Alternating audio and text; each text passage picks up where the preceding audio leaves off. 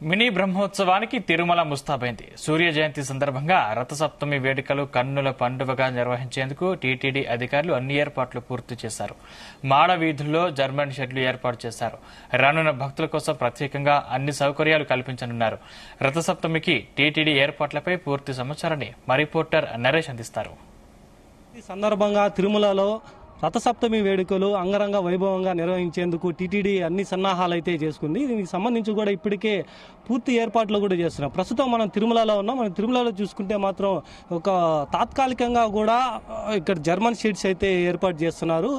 వచ్చేటువంటి మాడా వీధుల్లో వచ్చేటువంటి భక్తులందరికీ కూడా ఉదయం నుంచి రాత్రి వరకు మాడ వీధుల్లో ఊరేగేటువంటి స్వామివారిని తిలకించేందుకు కూడా ఈ యొక్క ఎండకి సంబంధించి జర్మన్ షెడ్స్ అలాగే ఇక్కడ ఏర్పాట్లు కూడా చేస్తున్నటువంటి పరిస్థితి అయితే ఉంది.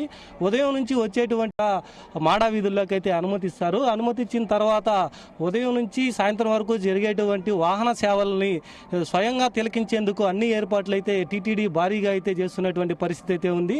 జనవరి 8న జరిగినటువంటి పద్మావతి పార్కులో తొక్కిసలాటని దృష్టిలో ఉంచుకొని కూడా ఇక్కడ అనేక ఏర్పాట్లు అయితే చేస్తున్నటువంటి పరిస్థితి అయితే ఉంది. అలాగే 1250 మంది పోలీసులతో పాటు భారీ పటిష్టమైనటువంటి బందోబస్తు కూడా ఏర్పాటు చేయనున్నారు. పోలీస్ శాఖ నుంచి అగ్నిమాపక సిబ్బంది, అక్టోపస్ సిబ్బంది కూడా ఇందులో పాల్గొంటారనేసి నిన్న పాలక మండలి సమావేశంలో కూడా తెలిపినటువంటి పరిస్థితి అయితే ఉంది. దాదాపుగా 2 లక్షల నుంచి 3 లక్షల వరకు తిరుమల శ్రీవారి దర్శనానికైతే రథసప్తమి రోజు అయితే రానున్నారు. వచ్చేటువంటి భక్తులందరికీ కూడా సంతృప్తికరంగా శ్రీవారి మాడవీధుల్లో తిరిగేటువంటి వాహన సేవలు తిలకించే అన్ని ఏర్పాట్లు కూడా ఇప్పటికే చేస్తున్నారు.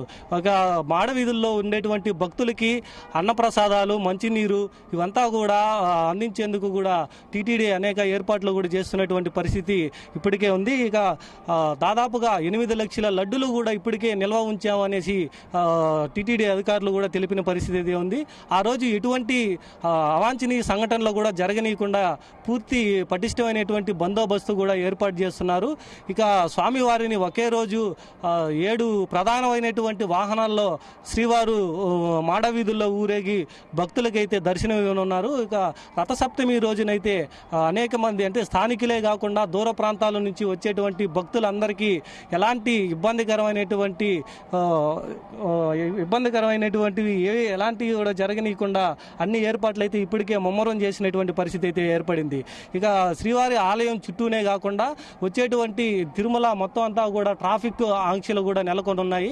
ట్రాఫిక్ ఆంక్షలతో పాటుగా వచ్చేటువంటి వాహనదారులు వీళ్ళకంతా కూడా ఒక ప్రణాళికలు కూడా ఏర్పాటు చేశారు. మాడా వీధుల్లోకి ఎంట్రీ ఎగ్జిట్ ఎలా వెళ్ళాలి, ఎలా బయట రావాలి అన్న దానిపైన కూడా ఒక ఇంజనీరింగ్ డిపార్ట్మెంట్లో కూడా దీన్ని సమన్వయం అయ్యేసి మొత్తం ఏర్పాట్లు కూడా చేస్తున్నటువంటి పరిస్థితి తిరుమలలో అయితే ఏర్పడింది.